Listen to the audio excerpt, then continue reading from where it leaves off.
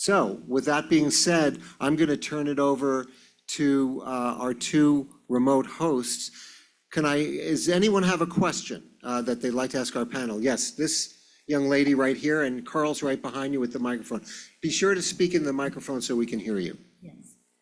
This is for Seth. I wasn't aware that the town of Owasco had a separate water filtration system. I wonder if you could just tell us briefly, in your opinion, how that compares to what you outlined for Auburn system. That's yours. Oh, mic. Yes, you need a mic. Testing. Yeah, that happened. Okay, so yes, the town of Owasco has a water treatment plant. It's much lower in its capacity. It's a similar process in terms of the filtration, but for the HAB treatment, they have granular activated carbon, which is actually within the filters themselves, where we have sand filtration and add powder activated carbon. Their intake is in a little bit deeper water. Actually, if you were to draw a line straight out from the town of Owasco's intake and continue our line out into the lake, they converge at about 100 feet of water in Owasco Lake, so maybe another 2,200 feet out from where we currently are. Smaller capacity, less treatment. A little bit different of a designation in the way that it works, but similar quality product at the end of the day. Thank you. I'm ready. A question. So phosphorus is the issue for freshwater lakes. This is the issue. And John would always come and show us the phosphorus levels, and we'd all be happy when they went down and be sad when they went up. You didn't show us any levels. In fact, you showed us that it was pretty even throughout. So could you talk to that? And then we also were led to believe that the phosphorus would come down in an insoluble form, particulate phosphorus, lay in the bottom of the lake, and then keep producing. And yet it's throughout the whole column anyways. And you also said, if you're writing this down, that some of the lakes don't turn over only once per year, and maybe I don't understand that. So if you could get into that a little bit for my entertainment. Thank you. Sure. So, yes, and sorry, I will try to keep this as far away as possible. But so the first question, we, being the Finger Lakes Institute, we did not do the detailed sampling that John did in the past. That was decided through the Owasco Lake and, through the community, that the state sampling program through CSLAP is really the official lake record at this point. So I would defer questions on this to Tony. It's one of my favorite things to do in the back, and that's why. So I will say that what I showed only was 2023 data. All I was saying is that there were not differences in what we measured in total phosphorus, across the 3 zones of the lake. Now, that doesn't mean that there are not changes every single day. And so, yes, there are, but I think looking in totality, we went out every couple of weeks. So it represented many weeks of sampling, but it was a single day. We typically went on a Tuesday. So, there's always the thing when you're doing sampling that you can't basically replicate it again. So, and then the third question I got, the turnover. So, if we think of, lakes get warmer in the summertime, right? And you've got, the warmer water sitting on. As we go into the fall, right, we're gonna get that plunge when it becomes isothermal. If it freezes over, then you can get a second turnover, but if it doesn't, it tends to stay like the same temperature as the air. So like Seneca and Cayuga, typically, our turnover once a year. Owasco, from my understanding, is, it is dimictic, so it does a couple times a year. So did that answer? We have another question from our webinar attendees here. This one's for Kirsten. Why are we seeing brown fields in the spring? Is this due to spraying glyphosate to kill the cover crop instead of turning it under? Okay, so good question. As we transition from tillage, away from tillage, we start to see things look differently on our fields in the spring. In the spring, we'll see green, like right now, if you drive around, anything that's actually green is a cover crop or a winter cereal grain, typically, unless it's a cover crop that was a winter-killed cover crop. Or we might also see brown plants that are just residue from our harvest. So on my way here this morning, I drove by fields that were bright green with winter wheat. I drove by fields that had corn stover on them and soybean residue, and even oats that had been killed by our cold winter temperatures. Then as we move towards spring, those cover crops green up, we call it, and different farms approach it differently in terms of timing, but as we go to plant that cash crop, whether that's corn or soybeans or some other crop or our perennial seedings, we need to have that cover crop be terminated or killed. And you can do that through tillage, or you can do that with an herbicide application. We often see farms use glyphosate. They might use other materials as well. It just depends on the situation. And so, I could stop there. They didn't ask about any other questions. But clearly there's like some trade-offs there, right? So if you're an earthworm, you probably would rather have the cover crop be killed with an herbicide than, a chisel plow coming through your house. But, regardless of the termination strategy, we have to take that environmental impact into account as we terminate those cover crops. And I could talk about this one all day, so I'll stop there. But. And here in the front that has a question. Kirsten, the question is, are we inventorying tiling?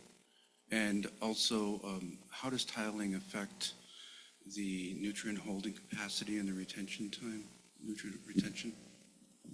So I don't know if I'll be able to completely answer your second question. So tile drainage is the question, and what is sort of the abundance of that and where might it be? Individual farms know where their tiles are, especially any recent installations. Those are often mapped for the farm. We don't really have an inventory in New York State per se that I'm aware of. I could be wrong. I'm looking to my other partners. So I don't think that we could say yes to that question. I think as you drive around, or I run, so I get to see things up close, and I often know where my tile outlets are in my neighborhood. You can hear them before you see them. So it just depends on the situation in the watershed. There's some older tile drains that farms probably know where those are, but there's some fields, if they've changed ownership, we may not know where those tiles are at all. So in terms, say your second question again, so I make sure I answer it. All right, so nutrient holding capacity. I don't know if I'll be able to answer that exactly. So I have friends who are hydraulic engineers and deal with this topic quite closely. But the way a tile drain works is we're trying to lower the water table in a field so that we have more space in the soil for the roots of the plant to grow. So how that interfaces with nutrients, right? As water leaves the field, it's going to have nutrients with it. So we have to look at how that interfaces with what's coming out. One thing I do want to make a slight distinction about is that we see tile drain outlets, and often our brain thinks point source, right? Not unlike, an intake, or like, a wastewater treatment facility would have an outlet, or a factory, right? Back in the 60s, might outlet that way. The way I describe them as tile drain systems are actually not sources of pollution, they're actually transport mechanisms. So all of the things happening above that tile system in the field, right? That's what's impacting what comes out the tile. The tile's just moving it, and it ends up in, a couple, 3, 4 places maybe in a field.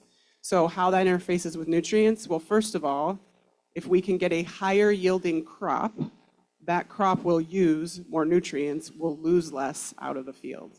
If we have tile drainage, it actually reduces erosion. So we see less nutrient loss from erosion and surface runoff. Now, that's not to say there's not dynamics, right? If we have leaching, or, often our high leaching soils, we're not tiling anyway, because they drain really well on their own. But we do need to pay attention to things like nitrogen and phosphorus. There's ongoing work in that area currently, and there has been, especially in some watersheds in the Midwest, for longer, but we're starting to get data that for that in, I did some work in Vermont before, there's work going on here in New York, to understand that better. Did I answer your question? Do you have a follow-up?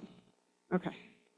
We have a webinar that we recorded that we did back, it was almost a year ago in April, and I'm happy to share the link with Anne to put out, where the people who actually measure this stuff and know hydrology better than me can talk about sort of how that flow works. But ideally, tile drainage at the end of the day can be a best management practice if we do it well. It can really facilitate some of these soil health systems when we talk about reducing tillage and adding cover crops. That adds a lot of complexity to a system where we have a really short growing season. And so if we can manage the field water appropriately, we also then need to take into account other things. And so there's work going on with treatment at the end of tile outlets, which we wouldn't be able to do if there was no tile in that field, and how it works with phosphorus versus nitrogen. Yeah. I'm Roxy Johnston. I have a question for both Seth and Lisa. And since the fellow in front of me asked 3, I'm only doing 2. 2 out of 3 isn't bad, right? Okay, I didn't catch the details on the 8% of your budget for your watershed work. I'm really interested in taking that kind of information back to the city of Ithaca, where I work, and we have a DWSP too. Could you tell me those? Is this working? Okay. So basically what I did is very, very simple calculation is I took the amount of, in terms of dollars of funds that we as the city of Auburn contribute to the Owasco Lake Watershed Management Council on an annual basis. And divided that by our total expenditures each year to come up with a percentage. And it worked out to be just over 8%. So the city, this whole city's budget, not The city's water city's water fund. budget. Yep, so municipalities work in funds, and that's often a misconception, but we have a dedicated sewer fund associated with all the costs with that fund for our wastewater treatment plant and our collection system. And those are offset directly by user fees for the sewer. Same with water. Okay, thank you. You're And welcome. And Lisa, you addressed how difficult it is to get that total number of kind of available nutrients. Is there any value in getting a sample after ice out before really growth, like Dr. Bolden, I'm sure you were aware, is always promoting people taking that measurement in April, and that should reflect what you have to use all year. Yeah, I mean, I think you can pick any point in time, right, that you can basically decide. But yes, ice out, I think is, well, did we have ice on Owasco Lake this year? So, sorry. Yeah, it's a really hard question to try to have a good handle on. I think the thing that we always have to remember with these things is they're continually cycling, right? I mean, these are not static things that just happen in a circumstance and then it's done. I mean, things are continually being turned over, bacteria play a role, obviously water movement, and just cycling is important. And we need to think of these as living dynamic systems and do a mix of both field work, and we also need to look at some experiments, right? So either mesocosms, which are kind of a blend of experiments, but out in the field, or you can do stuff under completely controlled conditions in a laboratory and do like single factor changes, additions of nutrients. So, what we really, and the other thing I'll just say is that I know the DEC group has been doing a lot of, winter sampling too, and they're adding to our understanding of times that frankly we're missing a ton of information for. So that's really, really important. I think one of the other questions earlier when we talked about these particles like settling down to the bottom, like when do we see those things? Yes, like in the winter time, right? There's still a lot of things that are happening in the lake that are related to this, and so we completely need to understand that. So I would just, I would promote like a whole different portfolio of approaches really to try to better understand the cycling of all of these elements that are impacting nutrient concentrations. And then I'll just take one more second and say, there's also, we do some of the nutrient analyses we do because they're certified methods. Not every important form of nutrients has a certified method, if we think of organic nutrients and things like that. And so we just need to be cognizant of the big picture. And I mean, certified results are really, really, really important, but so is pushing the frontier of science and making sure that we're understanding like what's truly happening out there. This is Dana Hall here in the auditorium. A question for Ken or Ken and Julie. Given the scarcity of fresh water elsewhere, just in our own country, can you comment on the likelihood or the threat, I'm not sure what the right word is, of pipelines tapping the Great Lakes to run water elsewhere in the country? Dana, in reading about all of this, there is a great deal of that going on in the world.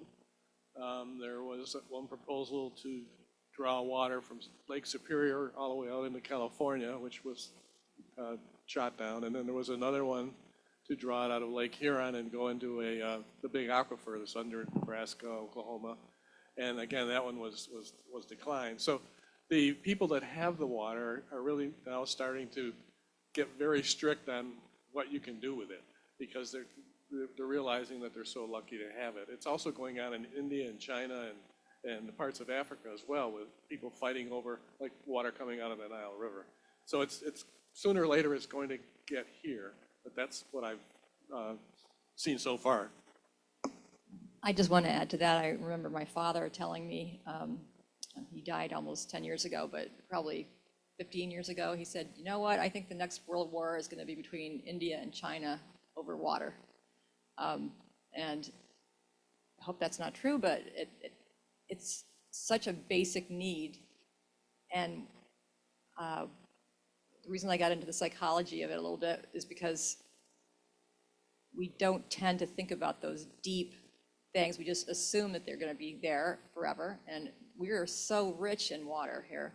And when we have these big crises, they're slow. I used to study animal behavior and work with orangutans at a zoo. And I remember this female orangutan would put a basket over her head when she didn't feel like being stared at by people anymore. Well, if she couldn't see you, then you couldn't see her, as far as she was concerned. And I think a lot of us tend to put baskets over our heads when it's such a big thing we don't quite know how to hold on to. And even the question of, can you own water, a commodity like water, is that something you really want corporations to own? Is that right? Can you own water? Can you own air? And from a purely capitalistic point of view, if you have less and less high quality water, it becomes more and more valuable and you can make money off that, right? Is that the world we want? I don't want it. So Colorado River has been fought over to the extent that by the time it gets to Mexico, it's a trickle. The Great Salt Lake is starting to dry up, and that's releasing toxic elements into the air, like mercury, arsenic. Yes, there's been more rain recently, but as you watch these tendencies over the years, we really have to pay attention to this. And we can't hoard water, but we got to be really careful about how it's used. This is another question from our webinar attendees, and I just want to call out that they're a highly engaged bunch, and we received over 40 questions. So apologies, we're probably not going to get to answer even a small percentage of them. But this question is with regards to enforcement, and how extensive is the enforcement program, and how many fines, as in the number of dollars collected, have been imposed as a result of a violation for polluting the lake? And have there been many repeat offenders to this? Is anyone able to answer that? Unfortunately, I don't have any data on that. I know that the Wasco Lake Watershed Management Council does a really good job of monitoring the lake and monitoring people who are either building along the lake or doing road work along the lake. But in terms of violations, I know that every month at the monthly council meeting, they go through what they've observed in that given month. So the data is available, but you'd have to probably go to the Owasco Lake Watershed Management Council site to get it, but I don't have it here in front of me. So for my participation in the Owasco meetings, very few of those infractions from the Owasco Watershed Inspection Program tend to be agriculture focused. When they do find one, they refer it usually to DEC if that's required. DEC, if you're a permitted farm, has enforcement folks regionally. Every region has a water person that's focused on agriculture in our CAFO permit program. So any complaints, any potential violations that come up throughout the year get inspected, as well as regular inspection program. They tend to try first for compliance, right? We want the farms to be in compliance, and then set a timeline, and then if they ignore those, then eventually it does go to a monetary fine and some sort of court action. In addition to the permit programs, if any farm is found to be creating a water quality violation, they are susceptible to enforcement as well, even if they're not under a permit program. But I couldn't tell you numbers and dollars. That's DEC folks would have to help you there. Yeah, just one more thing to add. I sit on those monthly meetings and participate. 99% of any infraction that's observed in the field is typically voluntarily taken care of. So the Owasco Lake Watershed Management Council will be presenting to City Council in May on their annual report. That might be a really good opportunity to watch and listen and learn more about that, or to reach out directly to Adam Effler with the Owasco Lake Watershed Management Council.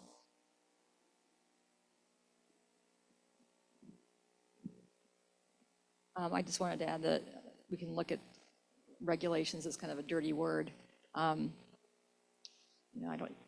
We mean well, we want to do our best. Why do we have to have someone sticking their nose in? And yet I feel, as a watershed resident, as a homeowner in Owasco, the town of Owasco, I have a septic system, and I welcome them in every 2 years. They come in and check my septic system, and I will do what I need to do for every little inch that I have on my property, and I know many other people do the same way, but I don't worry about being looked at. I want to catch the things before they happen. And speaking of watershed moments, I know several people on the AULA board had to watch thundering, manure-saturated, rock-saturated, tree-saturated water tearing down their hillside and out into the lake. And I live on Sucker Brook, and it turns chocolate brown every time we have a heavy rain. Here it comes, and you can see the plume heading out into the lake. Some of this is normal, right? This is how lakes eutrophy. They fill in gradually, but we don't want to speed it up. So I want all of us to work together and be open and help each other. No finger pointing, just work together to try to take care of that lake as best we can. So just wanted my soapbox.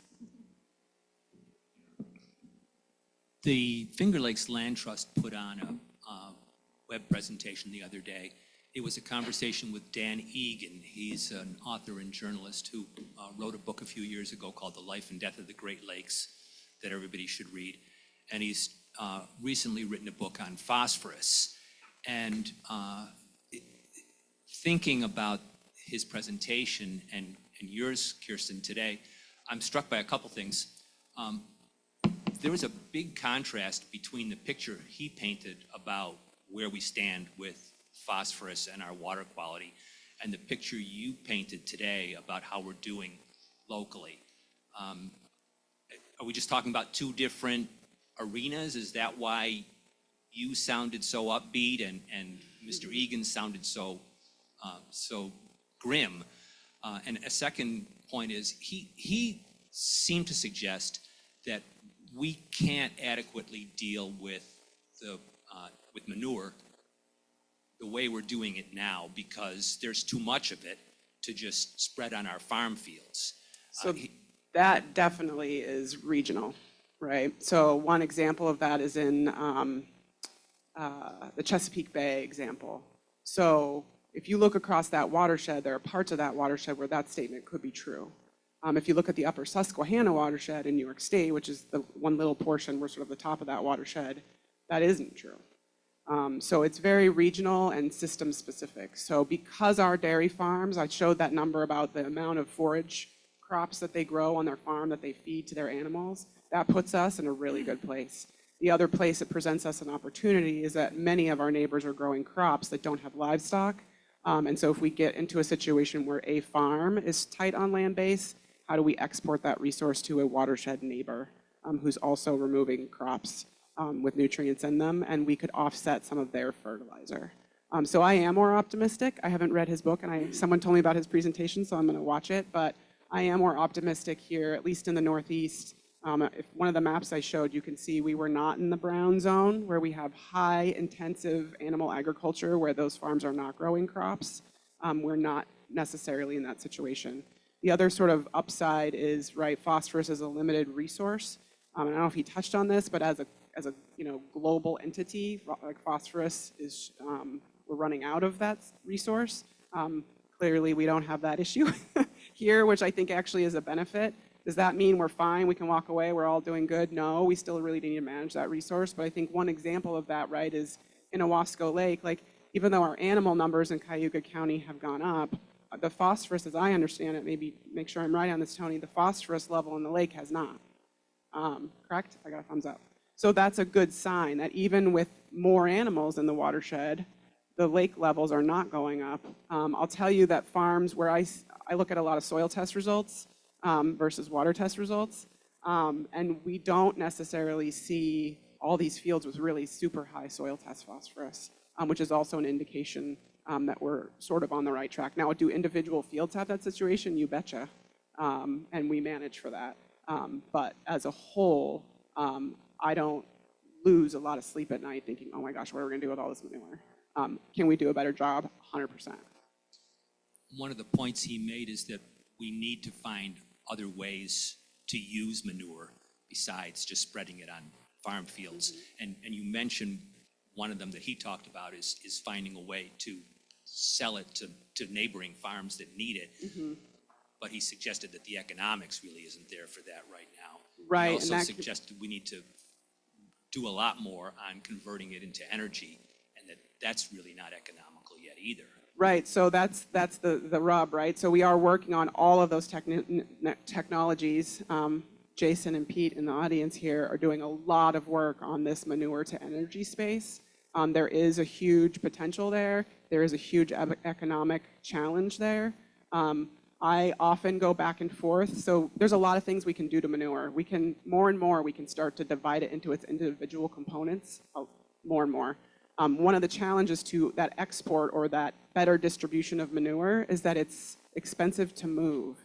It's about 94 to 97% water. And so we're moving a lot of water that isn't nutrient. So how do we get that water out of it and just move the nutrients? And we are at a space where that only pencils out, at a larger scale for the most part, but more and more technologies are coming on board to make that more scalable so that a smaller farm could do that too. I often worry, though, that we don't want to get rid of all of our manure. So I'm looking at my farm friends in the audience, right? And I want them to use their manure first. Let's use that manure, keep the nutrient in the soil, in the plant, and let's stop importing fertilizer that came from outside our watershed before we start getting rid of it, right? I was in a meeting once in Vermont, and I won't name names or titles, but someone came to me and said, we're gonna put phosphorus from manure on, train cars and export it out of the state. And I was like, no, wait, we need it. So that's sort of my perspective. And I do think that regionally here in the Northeast, in New York, and in this Finger Lakes region, we're actually in a really good spot in terms of that balance. So we have a question from our friends at the Skinny Atlas Lake Association that I'm also going to blend with another question that came in.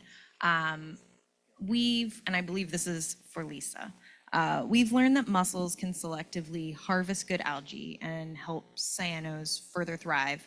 But are we seeing findings with the filtering of the mussels making phosphorus more bioavailable for uptake and increase of HABs? And I want to pair this question with another reference when you said that the cyanos are kind of not tasty, nobody really wants to eat them. Are there any organisms that would gobble up the surface blooms? So, the quagga mussel, I mean, this work has been happening in the Great Lakes for a number of years, right? And Finger Lakes, obviously, as we're part of the same watershed, we share these issues. I mean, the quaggas have basically taken the nutrients that were always throughout the lake and have brought them into nearshore. Like the nearshore nutrient shunt is well known across the lake studies. So that means that all nutrients are higher, like in those areas compared to the way like even, I mean, okay, I am old, but I mean, when I took it, that's not, obviously they weren't there. And so, so it's, the real thing. Sorry, the other question was who eats the cyanos? I think you can eat them, but they're going to spit them out and not digest them. So, again, they've been around for 3.5 billion years for a reason, and they have a lot of different, strategies, qualities that make them very robust organisms. And I'm not saying, they're very helpful too if we think of like fixing nitrogen. And there's a lot of symbiotic relationships with other plants and things like that. So I am one of those pro-algae people and don't demonize any particular group. They are who they are, and they basically are part of the natural ecosystem. And they do well under warmer temperatures and can also do things with carbon that I didn't even get into. They're amazing. So I have a very healthy respect for the cyanobacteria. I have two questions. First one is the total maximum daily load or the 9-element plan, which one is better for the lake? And the second question is for Seth about the capacity or the life expectancy of the carbon filters. Are we going to reach a limit on that? So I'll start with the TMDL question unless anyone else wants to take it. Okay. So a total maximum daily load plan is the EPA's version of like a nutrient budget for a watershed. In order to qualify for a TMDL, a particular body of water needs to be over budget on a pollutant. And that can be temperature, that can be phosphorus, that can be sediment, it can be a lot of different things. Owasco Lake, as an example, would not qualify for a phosphorus TMDL. It's not impaired for phosphorus. So right now, we have the 9-element plan, and we all sit in those meetings. There's really clear goals, how to approach that, and with numbers associated with them, and practices, and acres, and partners and funding resources. I don't necessarily know that reinventing that wheel is going to add value for this watershed. I think that's my take. I don't know if you have anything to add, Seth.